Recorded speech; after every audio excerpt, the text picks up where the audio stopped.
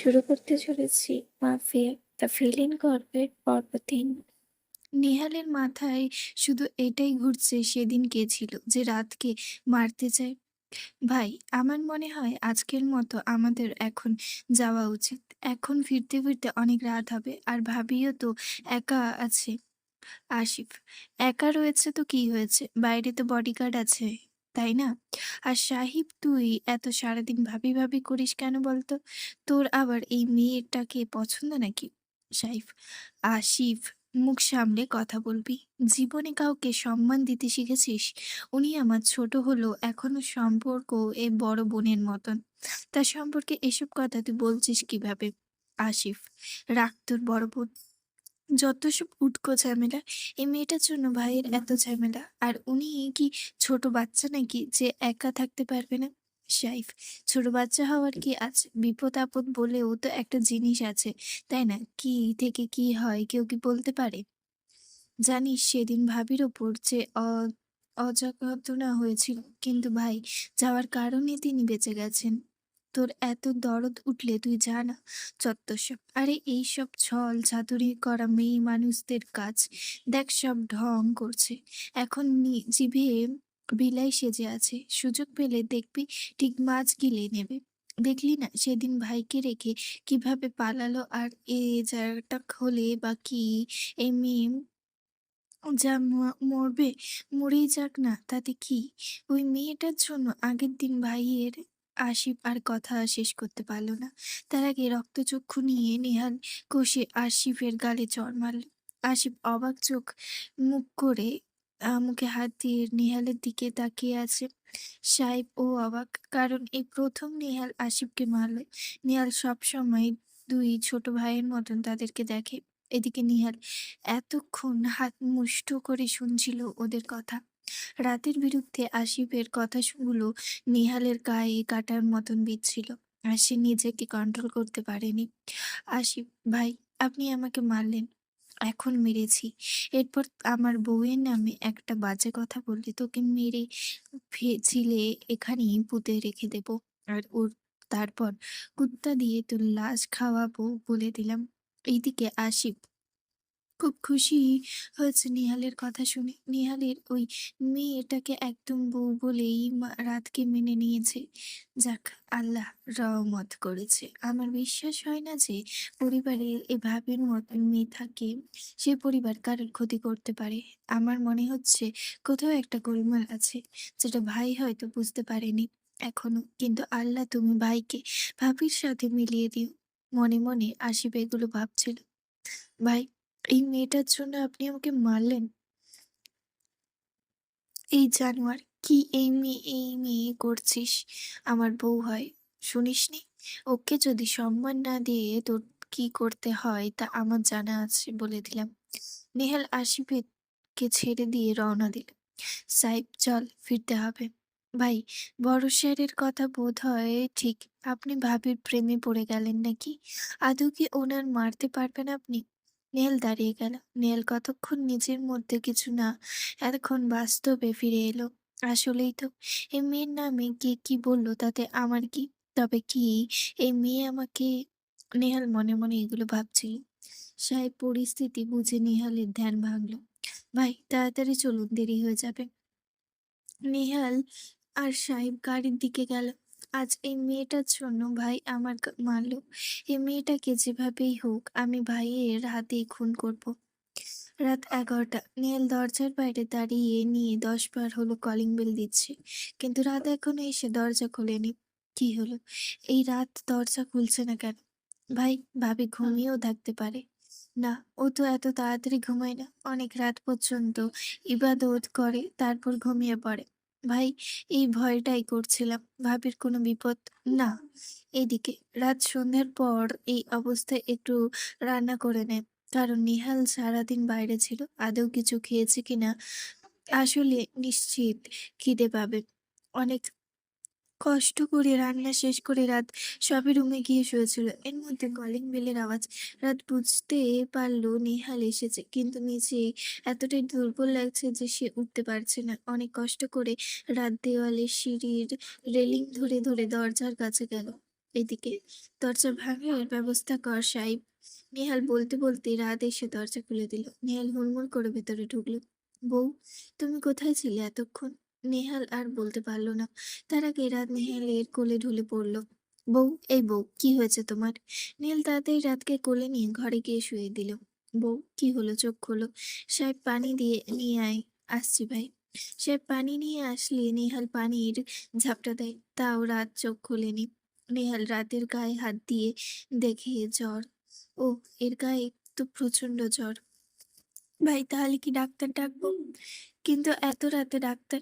আর আমার যে এরিয়াতে আছি তা থেকে মনে হয় শহর তো দূরে। তাহলে ভাই, আপনি বরং ভাবিকে জলপট্টি দিন, জ্বর নেমে আসবে। আর আপনার কাছে তো টুকটাক ওষুধ থাকে, একটা নাপা খাইয়ে দিন, কিছু খাবার খাইয়ে দেখেন, তা হয়তো ভাবির একটু ভালো লাগবে। আচ্ছা, তুই যা। সাহেব, ভাই, কোনো সমস্যা হলে ডাক দেবেন। সাহেব চলে গেল। নেহাল বসে ভাবছে, সেফটির জন্য রিয়া টিয়া কেউ রাতের কাছে থাকতে দেয়নি, কারণ তার কাছে কেউ তার ক্ষতি করতে চাইছে। কাউকে বিশ্বাস করতে পারছে না নেহাল। তারপর যখন জ্বর গায়ে নেহাল রাতের গায়ে হাত দিয়ে সেবা করবে, এটা নেহালের কাছে কেমন লাগছে? কি করব? এই মেয়েটাকে থাক, শত হলেও বিয়ে করেছি। আর তাছাড়া ওকে মারার অনেক দেরি আছে। এজন্য ওকে সুস্থ রাখতে হবে ১-২ দিন। নেহাল একটা বাটির পানি এনে কাপড় বিছিয়ে রাতের কপালে দিল। তারপর গামছা দিয়ে হাত পায়ের বাইরে অংশটুকু পারা যায় যতটুকু ততটা মুছে দিল। আজ আবার নেহালের মনে পড়ছে এই বাচ্চাটার কথা। আচ্ছা কাকিমণি, তোমার কোলে কি এসেছিল? প্রিন্ট নাকি আমার প্রিন্সেস? নিহালের মনে পড়েছে অতীত। তখন তার ১০ বছর বয়স, কাকিমণি প্রেগনেন্ট হয়। নেহালের কাছে তার কাকিমণি ছিল পরীর মতো। খুব সুন্দরী ছিলেন তিনি। তাই নেহাল কতবার কাকিমণির উঁচু পেটে মাথা দিয়ে বাচ্চার নাড়াচড়া অনুভব করত। আর একটা কথাই বলতো, কাকিমণি তুমি কিন্তু আমার প্রিন্সেসকে আমায় দিয়ে দেবে। তুমি এত নিশ্চিত কি করে আমার কোলে প্রিন্সেসই আসবে? দেখো, আসবে। আসলে ওকে কিছু প্রথম আমি কোলে নিব বলে দিলাম। আর হ্যাঁ, ও কিন্তু আমার বউ হবে। কি বাজে ছেলে, এই বয়সে মাথাতে এসব? যা, ভালোই, তোর প্রিন্সেসকে আমি আবার কুইন বানাবো। তারপর দুজনে একসাথে আমার সাথে খিচুড়ি খাবো। সেদিন কাকিমুনি তার কথাতে অনেক হেসেছিল। নেহাল বর্তমানে ফিরে এলো। রাতের সাথে থাকার পর থেকে তার অতীতগুলো শুধু যেন তার পিছু ঘুরে বেড়ায়। ভেবা ভাগ্য, এর কি খেলা! নেহালের সামনেই আছে সে, সেই বাচ্চাটি। নেহাল জানতো না সেই বাচ্চাটি ছিল তার কুইন। নেহাল এটাও জানে না তার কাকিমণি প্রিন্সেস সত্যি তার কুইন হয়ে গেছে। নেহাল রাতের কপালে ঝলপট্টি দিয়েই যাচ্ছে। বউ, ও বউ, কিছু খাও নাই কেন? পরক্ষণে নেহাল ভাবলো, এটা আমি কি করছি? এখন কেন বউ বললাম? ও, এই নাটক করতে করতে অভ্যস্ত হয়ে যাচ্ছি। নেহাল বিরক্তি নিয়ে রান্নাঘরের দিকে গেল। নেহাল রান্নাঘরে গিয়ে দেখে অলরেডি রান্না করা আছে। নেহাল পাত্রগুলো তুলেই দেখে সব নেহালের প্রিয় খাবার। বেগুন আর পাবদা মাছের ঝোল, কচু দিয়ে মুরগির মাংস আর ভাত। কি হলো, এই মেয়েটা জানলো কি করে এগুলো আমার পছন্দ? কিন্তু আমি তো ওকে বলিনি। তাহলে যাই হোক, ওকে খাইয়ে আসি। নেহাল গিয়ে রাতকে খাওয়া আস্তে করে উঠিয়ে বসালো। বউ, একটু ওঠো, খেতে হবে বউ। আপনি এসেছেন মাফিয়া? আমি তো সে কখন এসেছি বউ, তুমি দরজা খুলোনি তো পড়ে গেলে। নিজের শরীরের কি অবস্থা করেছো? গায়ে এত জ্বর নিয়ে রান্না করতে গেছিলে কেন? না হলে আপনি কি খেতেন? দেখি সরুন, আমি আপনাকে খেতে দিই। শরীরটা একটু ঠিক আছে, সরুন। আমি এখানে এভাবে বসে আছেন। হ্যাঁ, তোমাকে জলপট্টি দিচ্ছিলাম। এখন এত রাত অবধি। সরুন, আমি আপনার জন্য সারাদিন বাইরে ঘুরে বেড়িয়েছেন, আপনাকে খেতে দিই, চলুন তো। বলে রাত যেই উঠতে যাবে, ধপ করে আবারও পড়ে গেল নেহালের কোলে। গায়ে একদম জোর পাচ্ছে না রাত। আস্তে, আমি বলেছি তোমাকে যেতে, নিচে দাঁড়াতে পারছো না, আবার খাবার দিতে যাচ্ছ। রাত চুপ করে নেহালের বকা শুনছে। রাতের শরীর কেমন দুর্বল হওয়াতে কাঁপছে। রাত তাড়াতাড়ি নেহালের শার্ট খামচে ধরলো, তারপর নেহালের বুকে মাথা রাখলো। নেহাল একটু অবাক হলো রাতের কাছে। নেহাল বুঝতে পারলো সে খুব দুর্বল। নেহালও রাতের কামড় জড়িয়ে ধরে রাতকে আরো কাছে টেনে বুকের সাথে মিশিয়ে ধরলো। বউ, বউ, ও বউ। হ্যাঁ, কিছুক্ষণ বলছেন। এত কেন ভাবো আমাকে নিয়ে? আপনি আমার স্বামী, তাই আপনাকে ছাড়া কাকে নিয়ে ভাববো? রাত নেহালের বুকে মাথা গুজে রাখছে। রাতের ইচ্ছে করছে পারলে নেহালের বুক খুলে ভেতরে ঢুকে যেতে সারা জীবনের জন্য। রাতের খুব শান্তি লাগছে নেহালের বুকে। এই প্রথম সে তার স্বামীর বুকে মাথা রেখেছে। তুমি আমাকে কি ভাবছো? কিন্তু তুমি যদি এটা জানো যে আমি কখনো তোমাকে নিয়ে ভাবি না, তখন কি করবে? ভাববে তো আমাকে নিয়ে। নেহাল মনে মনে এগুলো ভাবছিল। নেহালও রাতকে আরো জড়িয়ে নিচ্ছে। নেহালের মনে আছে এক অজানা ভালো লাগা কাজ করছে। আপনজন কাছে থাকলে সবার যেরকম অনুভূতি হয় সেরকম। আচ্ছা বউ, চলো এখন খেয়ে ওষুধ খেতে হবে। আপনি খাবেন না? প্লিজ মাফিয়া, এই তেতো ওষুধ খেতে বলবেন না। আমি কিছু খাবো না। আমি এখন শুধু শুয়ে শুয়ে ডুগডুগ আওয়াজ খাবো আর মাফিয়া মাফিয়া গন্ধ শুকে পেট ভরাবো। নেহাল রাতের কথায় কিছু বুঝলো না। একটু বুঝলো জ্বরের ঘোরে রাত উল্টাপাল্টাও বকছে। না হলে যে মেয়ে তাকে দেখে লজ্জা পায় সে দিব্যি তার কোলে বসে বুকে মাথা রেখে শুয়ে আছে। নেহাল এক হাতে রাতকে ধরে মুখে খাবার ধরলো। নাও দেখি, হা করো, কোনো কথা শুনবো না। বউ, হা করো। রাত হা করছে না। নেহাল জোর করে রাতের মুখে খাবার দিল। এভাবে নেহাল রাতকে কিছুটা খাইয়ে দিল, তারপর ওষুধ খাওয়ালো। এইদিকে নেহাল ওর খুব ক্ষুধা লেগেছে। নেহাল রাতকে কোলে থেকে সারতে করে নামিয়ে খাটের সাথে হেলান দিয়ে বসিয়ে দিল। খেতে হাত ধুয়ে প্লেট রেখে আসলো। নেহাল রুমে এসে দেখে রাত ওইভাবে এখনো হেলান দিয়ে ঘুমিয়ে আছে। নেহালকে রাতকে আস্তে করে টেনে বিছানায় শুয়ে দিল। রাতকে শুয়ে দিয়ে উঠতে গেলে রাত ধাপ করে নেহালের হাত ধরে বসে। এই মাফিয়া, যাবেন না, আমার একা ভয় লাগে। রাত ঘুমের ঘোরে কথাটা বলল। নেহাল না পেরে রাতের পাশে শুয়ে রাতকে বুকের সাথে জড়িয়ে ধরে শুয়ে পড়ল। এই মাফিয়া, একটু মাথায় হাত বুলিয়ে দেবেন? কতদিন কেউ আমাকে হাত বুলিয়ে ঘুম পাড়িয়ে দেয় না। নেহালের উচিত ছিল রাতকে ধাক্কা মেরে নিজের থেকে সরিয়ে দেওয়া, অথচ তার শত্রুকে এক্ষুনি গলা টিপে মেরে দেওয়া। কিন্তু নেহালের কোনো রাগই হচ্ছে না, কেমন যেন ভালো লাগছে। নেহাল যেন নিজেই জগৎ ছেড়ে ভালো লাগার জগতে চলে যাচ্ছে। নেহাল রাতের মাথায় হাত বুলালো শুরু করলো। রাতের কপালে ভালোবাসার পরশ দিল। নেহাল আজকে খুব মনোযোগ দিয়ে দেখছে রাতের নিষ্পাপ মুখটা। ঘুমন্ত অবস্থায় সেটা যেন আরো নিষ্পাপ হয়ে উঠেছে। নেহাল এতদিন খেয়াল করেনি রাতের ঠোঁটের ওপর বাম সাইডে একটা তিল আছে, যেটা রাতের সৌন্দর্যকে আরো ফুটিয়ে তুলছে। খেয়াল করবেই বা কি? এই প্রথম এত কাছ থেকে নেহাল রাতকে দেখছে। অবশেষে দেখা দেখির ক্ষণ কাটলো। দুই চাতক পাখির পরশ সুখের ঘুমের রাজ্যে পাড়ি দিল। কে জানে এই সুখ আদৌ থাকবে কিনা, নাকি রক্তের স্রোতে এসে সব ধুইয়ে দেবে। এইদিকে এত রাতে ঘুম নেই আরেকজনের চোখে। সে সিগারেটের তীব্র নেশাতে মত্ত। তার কাছে শুধু এখন একটাই চাওয়া যে করেই হোক তার প্রেয়সীকে তার কাছে চাই। সে টেবিলের ওপর জোরে বাড়ি মারল। মেহাল চৌধুরী, তোকে আমি ছাড়বো না। আমার জানে হাত দিয়েছিস তুই। তুই যদি ওর গায়ে একটা টোকও দিস তবে বুঝবি আমি কে। হাই গেম, তুই কি মনে করিস এই গেম তোর? না, তুই নিজেও জানিস না তুই কে। নিজেকে মাস্টার মাইন্ড ভাবিস তুই। তুই আদেও জানিস না হু ইজ দ্য ভিলেন। হা হা হা। পরের দিন সকালে রাত ঘুম থেকে উঠে নিজেকে নেহালের বুকে আবিষ্কার করলো। রাত তো সে লজ্জা পাচ্ছ। এবার আমি ওনার ইস দেখি ওনার ঘুম থেকে ওঠার আগে উঠে পড়তে হবে। রাত উঠতে গেলে নেহাল ঘুমের ঘরে রাতকে আবারও জড়িয়ে ধরে। এইদিকে রাত কি করবে ভেবে পাচ্ছে না। অজ্ঞাত সে নিজেও নেহালের সাথে ঘুমিয়ে পড়লো। সকাল 10টা। নেহালের ঘুম ভাঙলো। নেহাল উঠতে যাবে ও দেখে রাত দিব্যি ওর বুকে মাথা রেখে ঘুমোচ্ছে। নেহাল রাতের গা হাত দিয়ে দেখলো জ্বর আছে কিনা। না, জ্বর নেই দেখছি।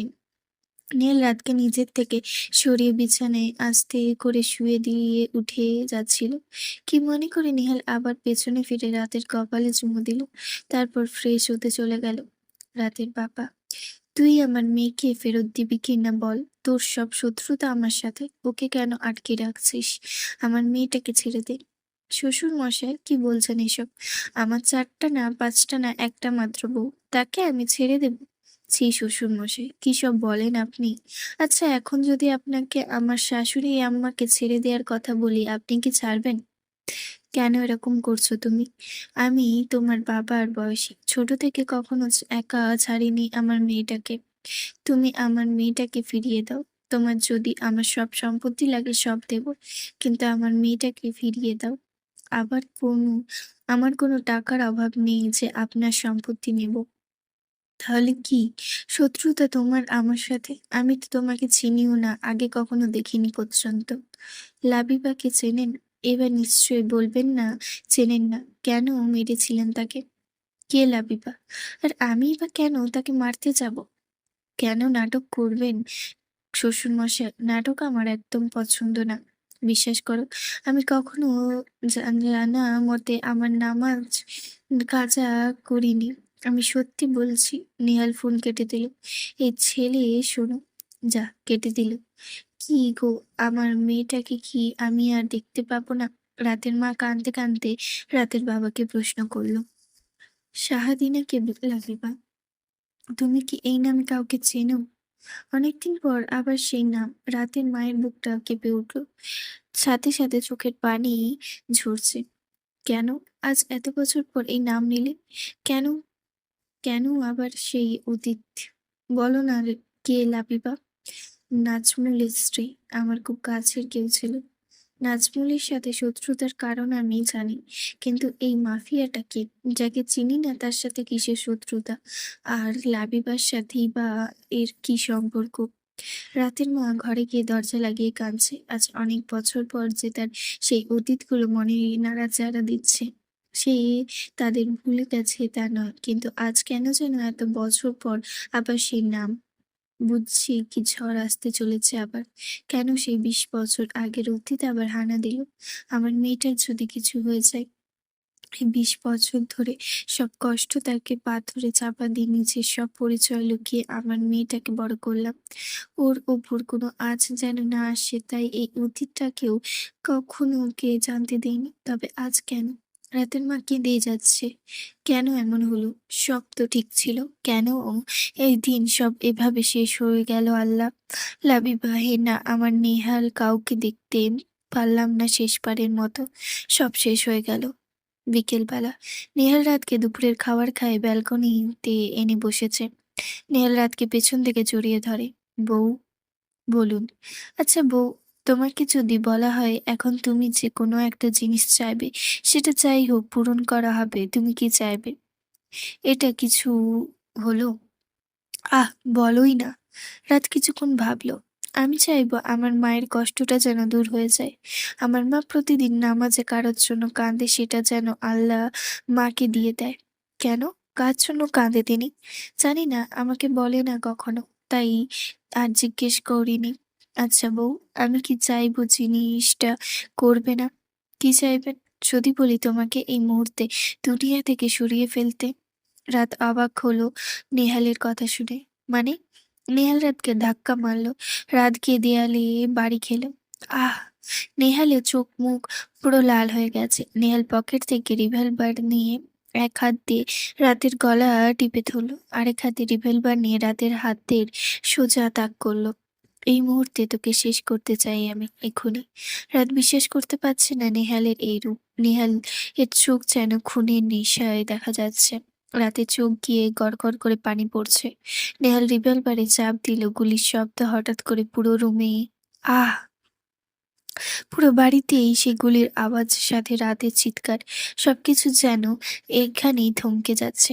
বেশ কিছুক্ষণ পর রাত চোখ খুলে দেখে নেহাল বাঁকা হেসে ওর দিকে তাকিয়ে আছে। আর নেহালের বন্ধু ব্যালকনির বাইরে তাক করা, সেখান থেকে দেখা যাচ্ছে সামনে একটা গাছের কিছু আম পড়ে গেছে। রাত কাঁপতে কাঁপতে নেহালের দিকে তাকালো। বউ, কি গো, কেমন দিলাম? আমার নেহালটাকে এত নিরুদ্র কেন করলে? রাত কেঁদেই দিল ভয়। আপনি আমাকে মারেননি? নেহাল রাতের গলা থেকে হাত সরিয়ে রাতকে কাছে টেনে নিল।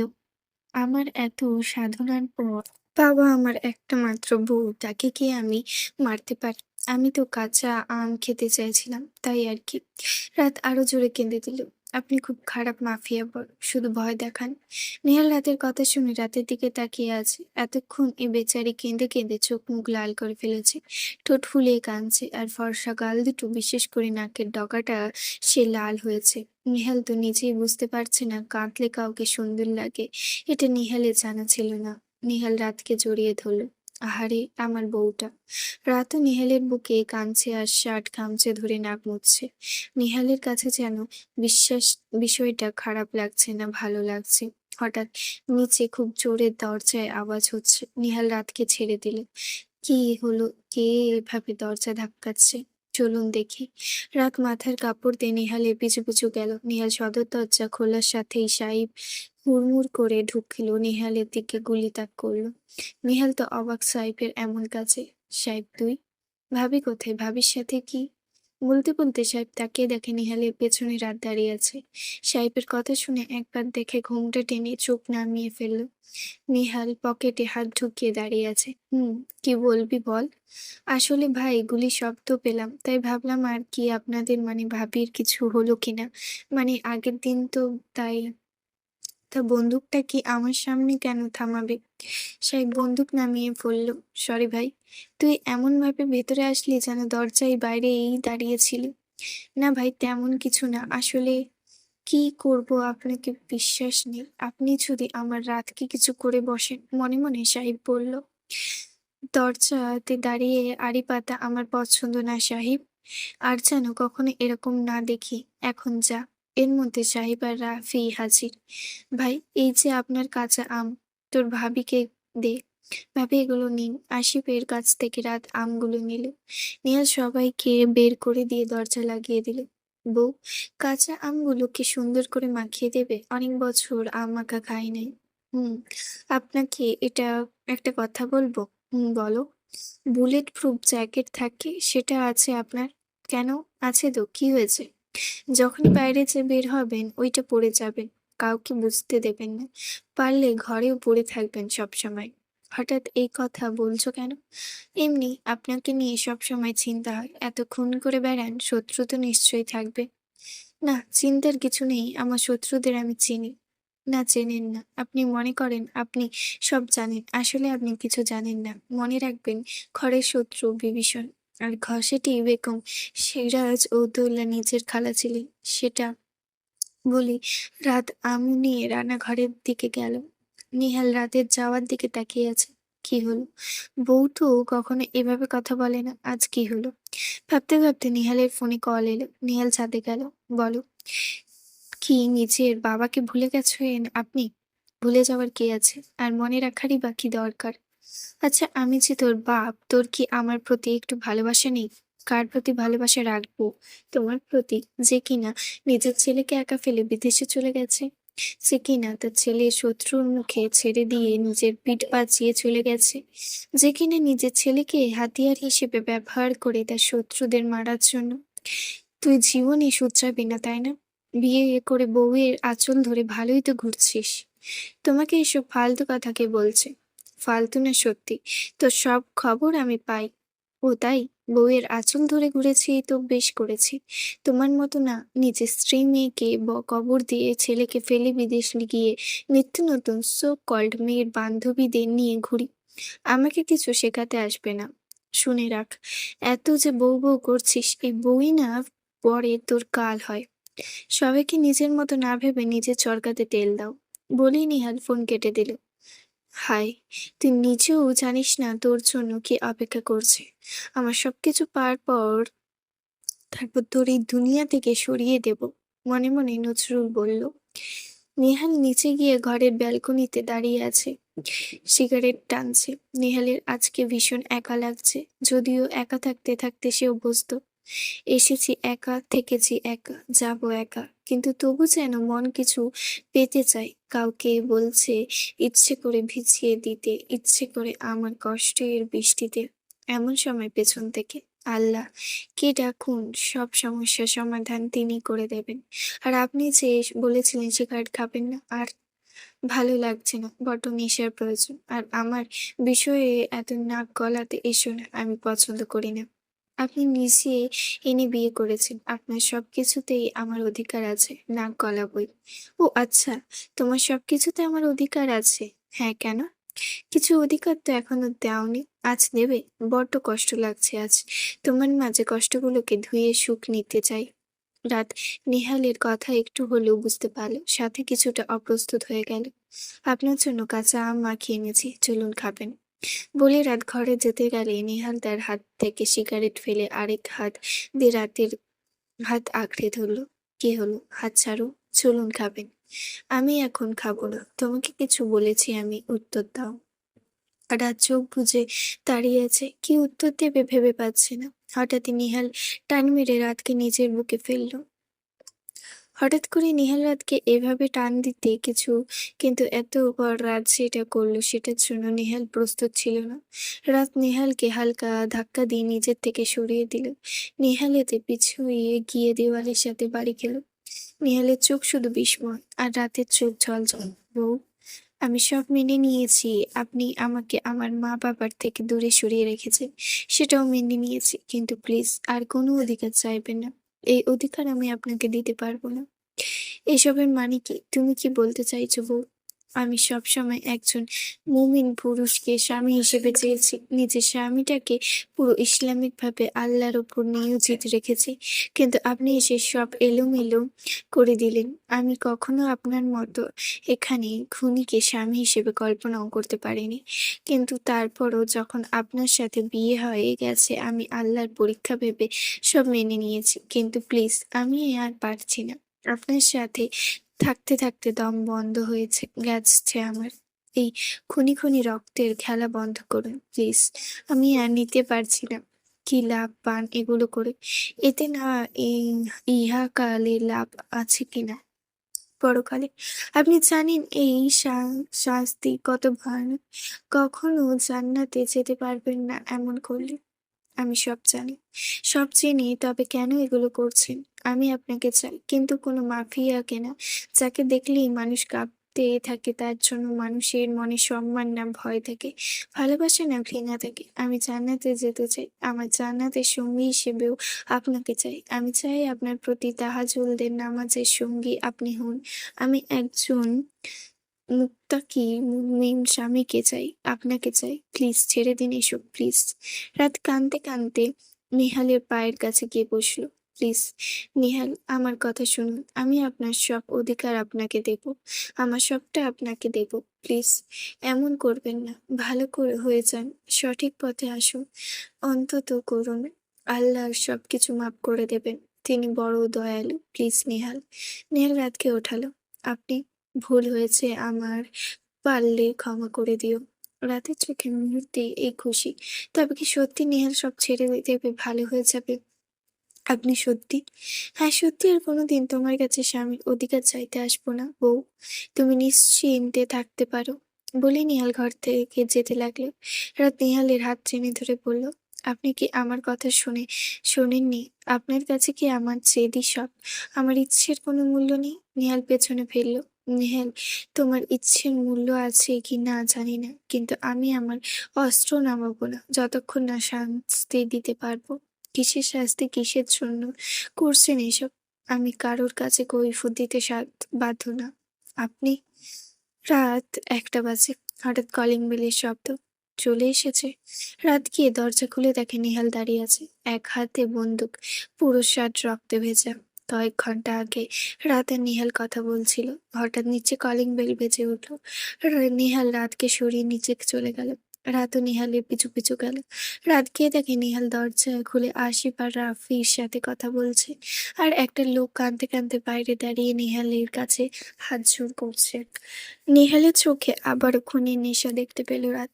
হঠাৎ নেহাল সিঁড়ি দিয়ে উপরে উঠতে গেলে রাতও সিঁড়ির কাছে দাঁড়িয়েছিল। নেহালকে ঘরে যেতে দেখে রাতও ঘরে গেল। রাত গিয়ে দেখে নেহাল আলমারি থেকে বন্দুক বের করছে। আবার কাউকে খুন করবেন? না, আমি কোথাও যেতে দেব না। নেহাল বেরোতে গেলে রাত পথ আঁকলে দাঁড়িয়ে বলে, বউ, পথ ছাড়। আমার দেরি হয়ে যাচ্ছে। কোথাও যাচ্ছেন আপনি? পথ ছাড়বো। একটু আগেই তোমাকে বলেছি আমি কাউকে কৈফিয়ত দিই না। দিতে হবে। কাকে খুন করবেন বলুন? আপনি কি মানুষ হবেন না? এত অমানুষ কেন আপনি? পথ ছাড়ুন। বলে নিহাল খুব জোরে রাতকে সামনে থেকে ধাক্কা মেরে সরিয়ে দিল। আহ! দাঁড়ান। নিহাল কটকট করে চলে গেল। একবার ফিরে দেখল না তার ধাক্কাতে রাত দরজার ছিটকিনির সাথে বাড়ি খেয়েছে। রাতের কপাল কেটে রক্ত পড়ছে। রাত কপালে হাত দিয়ে বসে পড়ল। আল্লাহ! তবে কি এই লেখা ছিল আমার ভাগ্যে? নিজের জন্য কখনো আমার ওপর গুলি ছুড়তেও কি এই মাফিয়া দ্বিধা করবে না? রাত কান্নাতে ভেঙে পড়ল। বর্তমানে নেহাল রাতকে সরিয়ে ভিতরে ঢুকে দরজা লাগিয়ে উপরে চলে গেল। রাতও পিছু পিছু গেল। আসলেন আপনি একটা মানুষ, সরি অমানুষ। আপনার মতন মাফিয়া কখনো মানুষ হতে পারে না। এত করে বললাম আপনাকে, সেই খুন করতে চলে গেলেন। তোমার সব উত্তর আমি দেব আজকে। নেহাল একটা শার্ট নিয়ে ওয়াশরুম থেকে ফ্রেশ হয়ে এলো। কেন করছেন এসব? যদি বলি আমাদের মতন মাফিয়াদের জন্য দায়ী তুমি, তোমরা, তোমাদের মতো কিছু সুশীল সমাজ।